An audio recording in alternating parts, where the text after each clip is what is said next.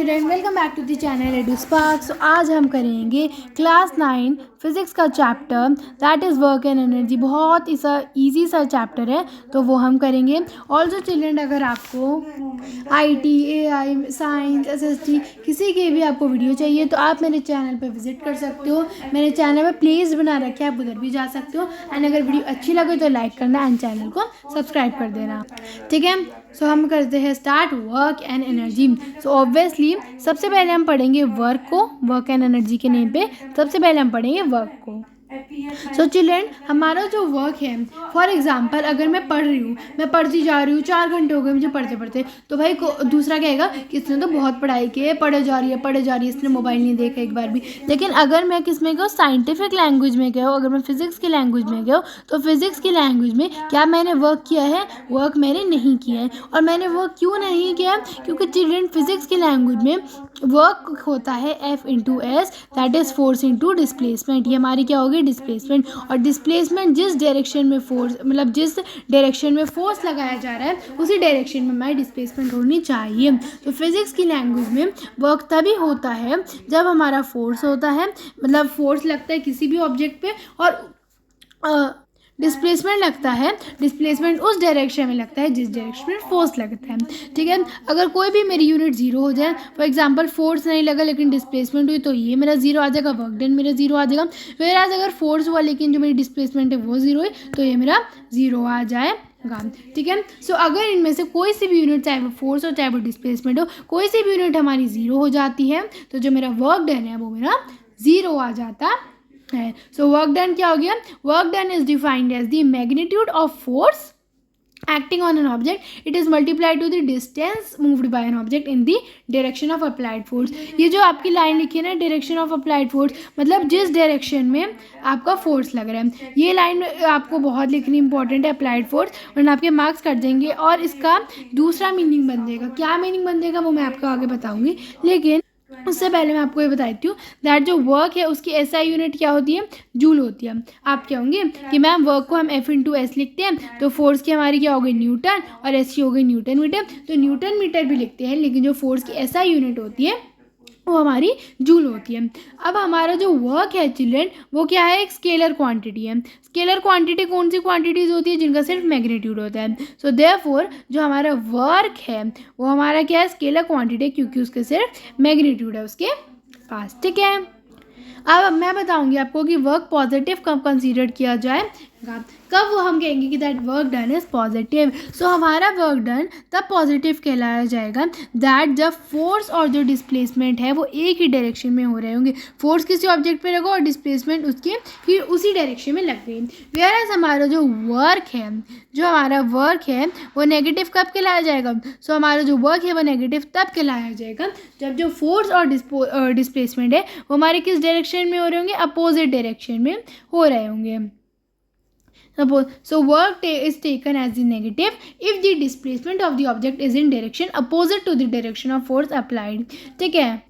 और जीरो कब होगा? वो तो मैंने आपको बता दिया, जब या तो फोर्स या डिस्प्लेसमेंट में से कुछ भी हमारा जीरो होएगा। समझ में आ गया कि ये क्या होता है? सो वर्क में आपका यही इंपॉर्टेंट था। ऑल्सो मैं आपको एक न्यूमेरिकल करवाई थी, बहुत ईजी न्यूमेरिकल है आपके बुक का, जो कहा गया है दैट, इस क्वेश्चन स्टार्ट करते हैं।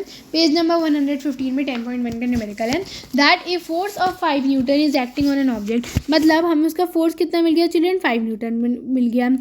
The object is displace through 2 metre in direction of force. Direction of force में ही है ना, डिस्प्लेसमेंट डायरेक्शन ऑफ फोर्स में ही, तो मेरी नेगेटिव तो नहीं होगी जी? नहीं होगी। अब जो मेरा डिस्प्लेसमेंट है वो मेरा 2 मीटर का है ना, इस पे बोला गया है वर्क डन निकालना है। तो सिंस जो वर्क है उसका फॉर्मूला होता है Fs, तो 5 × 2 दैट इज 10 जूल, और मेरा 10 न्यूटन मीटर। Got it? समझ में आ गया? इधर तो आई डोंट थिंक आपको कुछ डाउट हो गया, तो सिंपल कैलकुलेशन था। नेक्स्ट क्वेश्चन पे आ जाते हैं that A porter lifts A luggage of 15 kilo. मतलब जो मेरा मास है वो कितना आ गया? 15 kg आ गया, ठीक है। उसका वो कितना आ गया? डिस्टेंस कितना आ गया चिल्ड्रन? 1.5 मीटर आ गया। एंड नेक्स्ट कहा गया है दैट हमें वर्क निकालना है। सो चिल्ड्रन वर्क का मेरा फॉर्मूला क्या हो गया? F/S। क्या मेरा फोर्स गिवन है? नहीं। तो फोर्स को अगर आप याद करो, सेकेंड लॉ ऑफ मोशन में क्या लिखा था? M × A फोर्स को हम एम इंटू ए भी तो लिख सकते हैं या एम इंटू जी भी लिख सकते हैं, कुछ भी लिख सकते हैं, ठीक है। सो इनटू जो मेरा डिस्टेंस था, तो हमारा जो वो मास है वो मेरा 15 आ गया, जी मैं यहाँ 10 ले रही हूँ और एस मेरा 1.5 आ गया। सो इसको इससे करेंगे तो क्या आएगा, जस्ट अ मिनट, 0.5 इंटू 10, जो कि मेरा कितना आ गया 225 जूल और 225 न्यूटन मीटर। समझ में आ गया। तो हम फोर्स को एम इंटू जी भी करके लिख सकते हैं। अब हम पढ़ेंगे चिल्ड्रन नेक्स्ट कॉन्सेप्ट के बारे में, जो कि हमारे क्या आ जाता है, एनर्जी आ जाता है। होप आपको वर्क का कॉन्सेप्ट समझ में आ गया होगा। तो देखो, हमें ना अपने डेली टास्क को करने के लिए, इनफैक्ट हर एक लिविंग ऑर्गेनिज्म को क्या चाहिए होती है, एनर्जी चाहिए होती है, जिससे वो वेरियस लाइफ प्रोसेस को कैरी कर सके या कई सारे ऐसे काम हैं वो कर सके। कुछ वेरियस प्रोसेसेस होते हैं, जैसे रेस्पिरेशन हो सकते हैं, वो कर सके। जितने भी प्लांट्स होते हैं वो फोटोसिंथेसिस कर सके। सो एनर्जी हमें डेली लाइफ में चाहिए होती है। सो अगर हम बात करें सन की, तो ये हमारा बिगेस्ट सोर्स ऑफ एनर्जी है, बिगेस्ट सोर्स ऑफ एनर्जी हमारा है।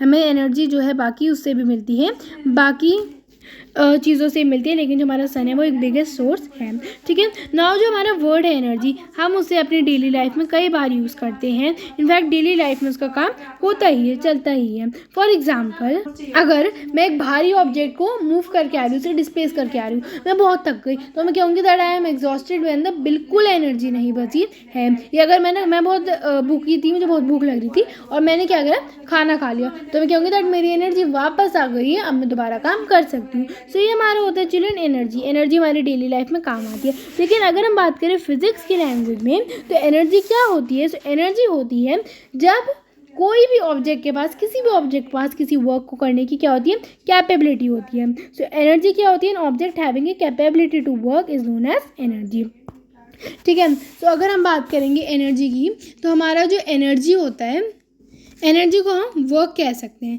भाई क्यों कह सकते हैं एनर्जी को वर्क, एनर्जी को हम वर्क क्यों कह सकते हैं, इसलिए कह सकते हैं क्योंकि एनर्जी और वर्क एक दूसरे में ना इंटर रिलेटेड है। क्यों, क्योंकि एनर्जी होगी एबिलिटी टू डू वर्क, ठीक है। सो इसलिए जो हमारी जो वर्क होती है उसकी एसआई यूनिट होती है हमारी जूल, तो हमारी एनर्जी की भी जो एसआई यूनिट होती है वो क्या होती है, जूल होती है, ठीक है। सो एनर्जी के पास भी सिर्फ मैग्नीट्यूड ही होता है, मतलब वो एक स्केलर क्वांटिटी होती है ना। एनर्जी के ना आपको कई सारे फॉर्म देखने को मिलेंगे, कई सारे मैकेनिकल, जैसे आपको देखने को मिलेगी केमिकल एनर्जी, आपको देखने को मिलेगी न्यूक्लियर एनर्जी, आपको देखने को मिलेगी हीट एनर्जी, आपको देखने को मिलेगी लाइट एनर्जी, आपको देखने को मिलेगी साउंड, पोटेंशियल, काइनेटिक, ठीक है। मतलब कई सारी एनर्जी होती है। लेकिन जो आपके सिलेबस में 2 तरह की एनर्जी दे रखी है, जिनको आपको एक्सप्लेन करवा रखा है, वो है हमारी पोटेंशियल एनर्जी और एक दे रखी है हमारी काइनेटिक एनर्जी। तो ये बताई तो दैट पोटेंशियल और काइनेटिक एनर्जी जब मिलते हैं तो कौन सी एनर्जी बनाते हैं, मैकेनिकल एनर्जी बनाते हैं, mechanical energy. So potential and kinetic energy together forms the mechanical energy. अब हम सबसे पहले पढ़ेंगे काइनेटिक एनर्जी को, फिर हम पढ़ेंगे हमारी पोटेंशियल एनर्जी को, ठीक है। सो काइनेटिक एनर्जी हमारी वो एनर्जी होती है जो किसके वजह से आती है, मोशन की वजह से आती है। अगर कोई भी ऑब्जेक्ट हमारा मोशन में है, कोई भी मूव कर रहा है, तो उस पर हमारी काइनेटिक एनर्जी लग रही है। फॉर एग्जांपल एक व्हीकल है, वो चल रहा है हमारा, अगर हमारा एक स्टोन है वो रोल कर रहा है, अगर कोई एयरक्राफ्ट है वो चल रही है, तो वो हमारे मोशन में है, तो हमारी कौन सी एनर्जी लग रही है, काइनेटिक एनर्जी लग रही है, ठीक है। नाउ हमारा जो काइनेटिक एनर्जी का फॉर्मूला होता है चिल्ड्रन, वो हमारा होता है ½ mv²। ये आपको याद रखना है, इससे हमारे जितने भी न्यूमेरिकल्स है वो सॉल्व होंगे। अब इसकी मैं डेरिवेशन भी आपको आती इस वीडियो में समझा देती हूँ। चिल्ड्रन मेरा जो वर्क का फॉर्मूला था वो था मेरा F × S। ये मेरा किसका फॉर्मूला था, वर्क का फॉर्मूला था। नाउ M मतलब फोर्स को मैं क्या लिख सकती हूँ, M × A, सेकेंड लॉ के अकॉर्डिंग इंटू S लिख सकती हूँ। नाउ अगर मैं आपको third law of motion use करूँ, वो क्या आता है, v² - u² upon 2as। Now v² - u² में अगर मैं 2 कर दूँ तो मेरी किसकी वैल्यू आ जाएगी, मेरी as की वैल्यू आ जाएगी, as की मेरी वैल्यू आ जाएगी। समझ गए ना कैसे आ गई, देखो जी, थर्ड लॉ ऑफ मोशन था, उस पर मेरा मल्टीप्लाई में था, ये आके डिवाइड में हो गया। देखो ये मेरा डिवाइड में हो गया, ठीक है, समझ आया। मतलब कि ये मेरा डिवाइड में, ये मेरा मल्टीप्लाई में था, यहाँ के मेरा डिवाइड में हो गया। तो ये मेरी ए एस की वैल्यू आ गई। तो ए एस की वैल्यू में मैं ये पुट कर दूँ जी, कट के देखते हैं। So M into we square minus U square, just a minute, U square upon में ए। सो अब हमने एज्यूम कर लिया है दैट हमारा जो u है वो हमारा 0 है। So m into we square minus 0 upon में ए, जिससे मेरा एम वी स्क्वायर आ जाएगा। जस्ट अ मिनट, इधर 2 है, ठीक है, 2। सो इधर मेरा क्या आ जाएगा, एम वी स्क्वायर इंटू 1/2। तो मेरी जो वैल्यू है वो क्या निकल गई, हाफ एम वी की square.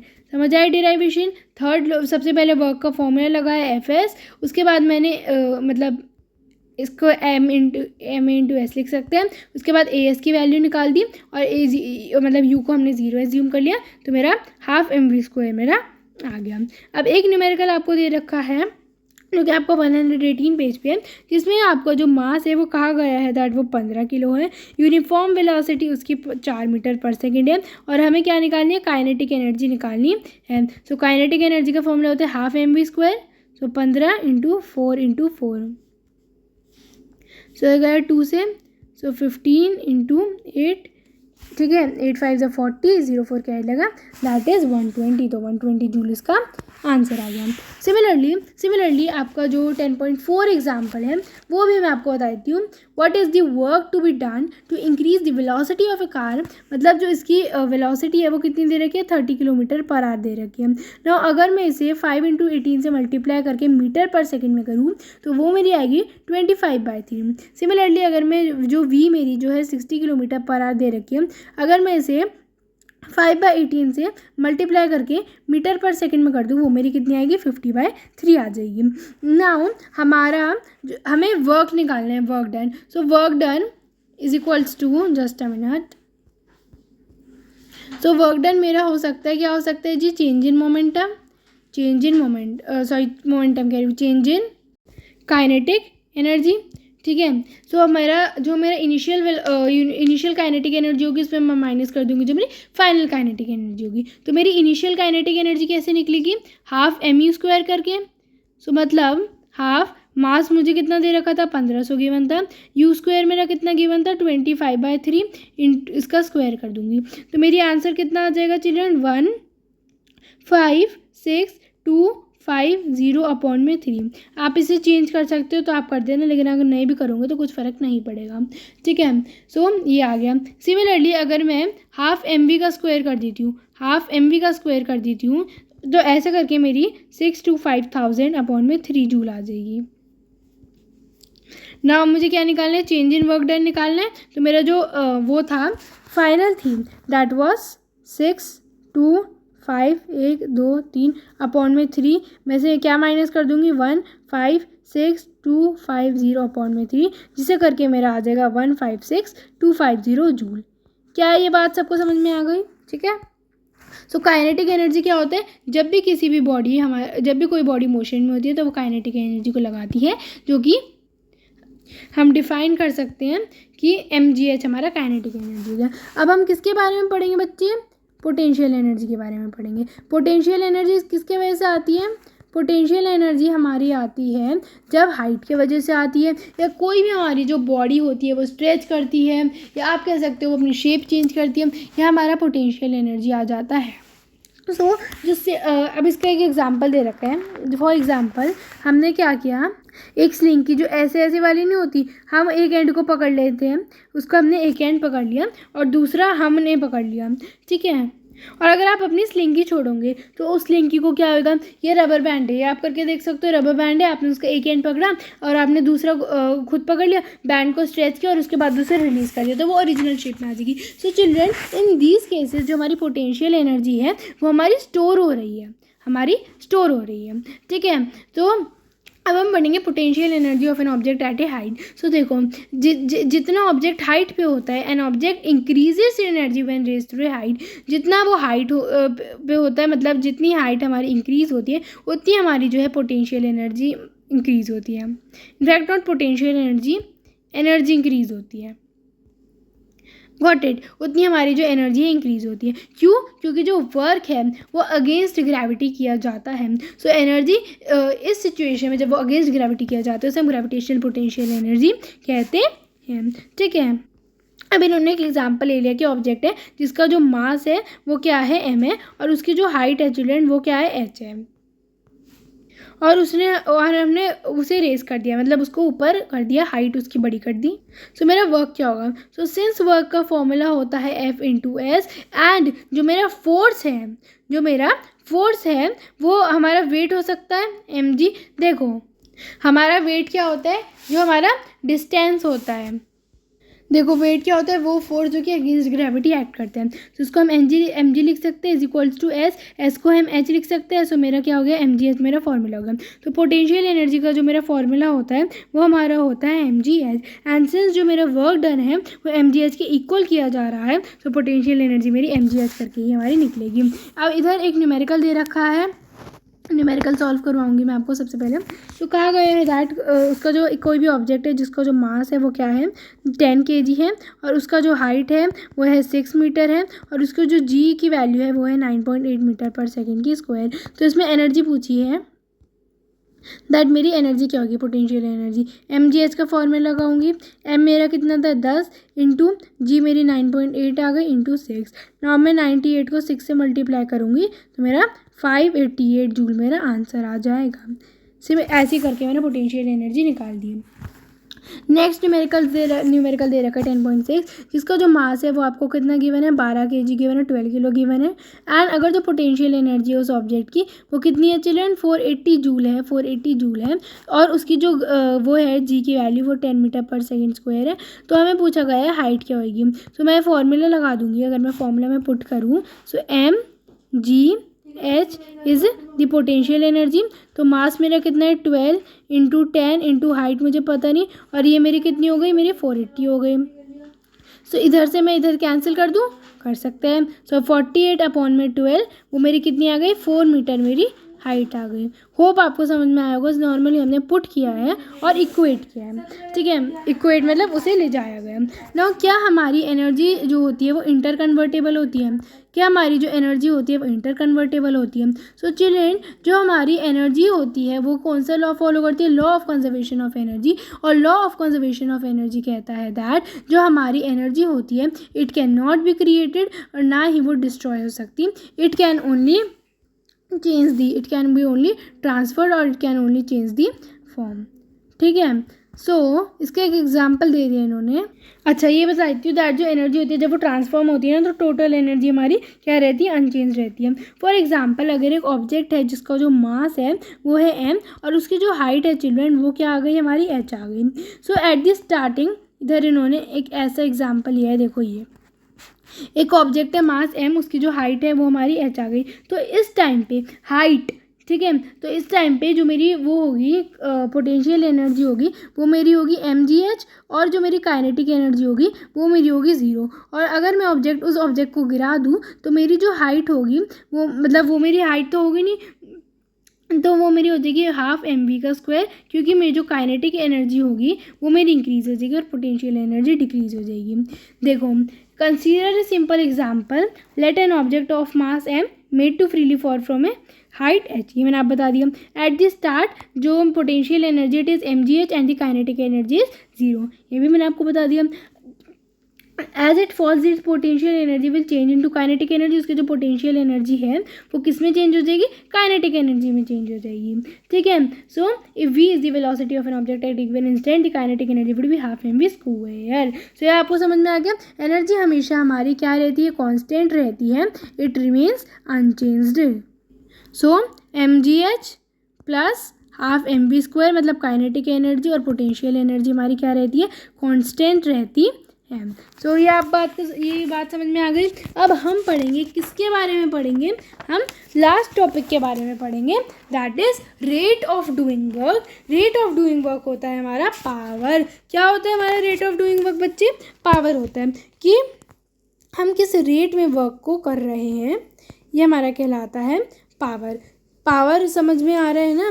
That rate of doing work ये हमारा transfer of energy, rate of transfer of energy. Power तो हमें पता ही है, जैसे कोई स्ट्रॉन्ग पर्सन है, उसके पास ज़्यादा पावर हो गया as compare to weak person, वो ज़्यादा जल्दी ऑब्जेक्ट को ज़्यादा जल्दी काम कर पाएगा, ऑब्जेक्ट को ज़्यादा जल्दी उठा पाएगा एज़ कम्पेयर टू एक वीक इंसान, ये काम कर पाएगा। सो चिल्ड्रन, पावर हमारा होता है ट्रांसफ़र ऑफ एनर्जी या rate of doing work. So power का जो फॉर्मूला होता है मेरा, वो हमारा होता है वर्क अपॉन में टाइम। क्या होता है? वर्क अपॉन में टाइम। एंड पावर की जो एसआई यूनिट होती है चिल्ड्रन, वो होती है वॉट। ठीक है। सो अगर आपसे पूछा जाए दैट 1 वॉट क्या होता है, सो चिल्ड्रन 1 वॉट होता है 1 जूल पर सेकेंड। कि जो हमारा वर्क का यूनिट आ गया, और ये हमारा किसका यूनिट आ गया चिल्ड्रन? डिस्टेंस का यूनिट आ गया। ठीक है, रेट ऑफ डूइंग वर्क होता है ना। अब एक कमर्शियल यूनिट ऑफ एनर्जी बता देती हूँ, दैट 1 किलोवाट कितनी होती है? 1000 वॉट्स। 1 किलोवाट हमारी कितनी होती है? 1000 वॉट्स बता दिया मैंने आपको। 1 किलोवाट हमारी कितनी होती है? 1000 जूल सेकेंड। ये आपको लर्न इसलिए करनी पड़ेगी, ये ऐसे नहीं कि एमसीक्यू में आएगा, क्योंकि बच्चे न्यूमेरिकल में यूज़ होता है, तो ये आपको इसलिए लर्न करना पड़ेगा। अब मैं आपको न्यूमेरिकल करवा देती हूँ। होप आपको ये चैप्टर समझ में आ रहा होगा। बहुत इजी सा चैप्टर है, मैं आपको एक बार रिकैप भी करवा दूँगी। ठीक है, 2 गर्ल हैं जिनका जो वेट है वो है 400 न्यूटन, मतलब उनका जो वेट है वो है कितना है? 400 न्यूटन है। एंड उनकी जो हाइट है वो है 8 मीटर है। ठीक है, उसके बाद एक गर्ल है जो कि 20 सेकंड ले रही है, सो गर्ल 1 का मैंने लिख दिया 20 सेकंड। एंड एक गर्ल है जो कि कितने ले रही है बच्चे? 50 सेकंड ले रही है। तो उसकी हमें क्या निकालनी है बच्चे? पावर निकालनी है। सो पावर का जो फॉर्मूला होता है वो हमारा क्या होता है?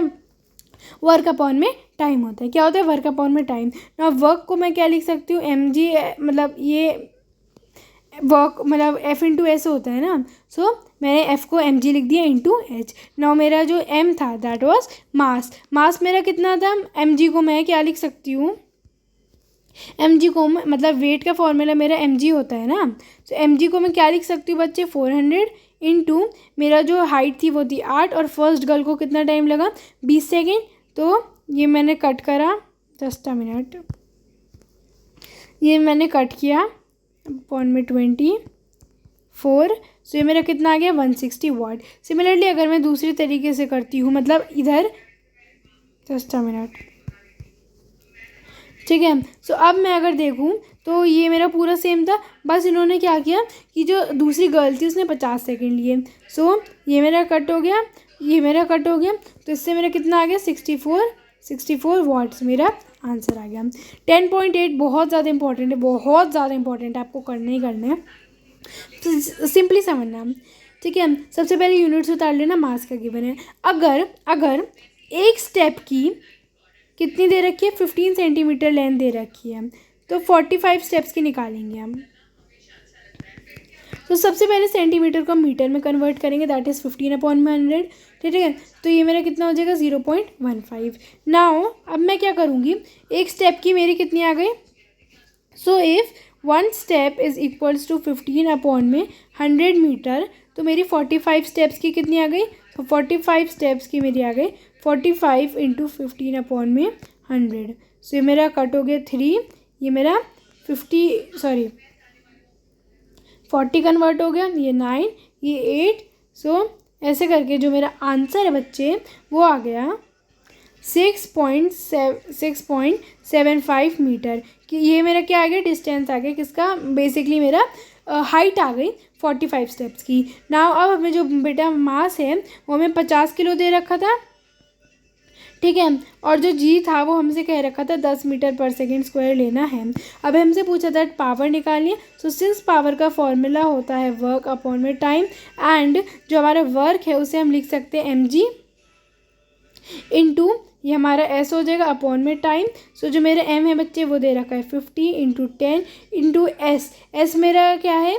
जो मैंने डिस्टेंस निकाला था, डिस्टेंस क्या निकाला था? 6.75 अपॉन में जो मेरा टाइम है दैट इज़ 9 सेकेंड लग रहा है। अब मैं आपको इसे सॉल्व करके दिखाऊंगी सिंपल। सबसे पहले mg जो कि था 50 इंटू 10 जो कि मेरा हो गया 500 इंटू 6.75 अपॉन में 9, इधर मेरा इधर चले गया 100।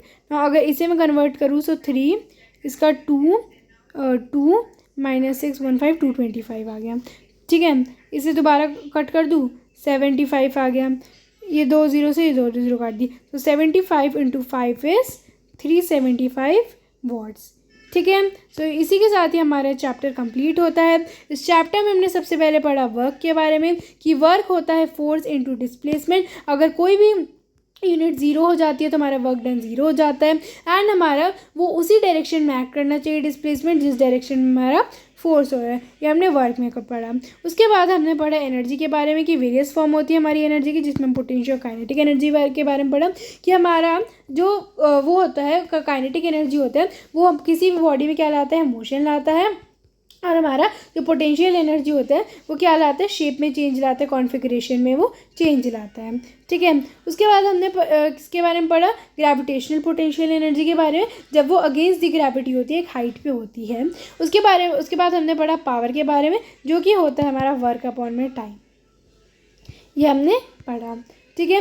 यही हमारी जो मेन चीज़ थी वो थी न्यूमेरिकल्स, मैंने आपको करवा दिए। लेकिन इसके बाद भी अगर आपको कोई भी डाउट है so you are free to ask in the comment section. अगर अच्छी लगी हो वीडियो तो लाइक कर देना एंड चैनल को सब्सक्राइब कर देना।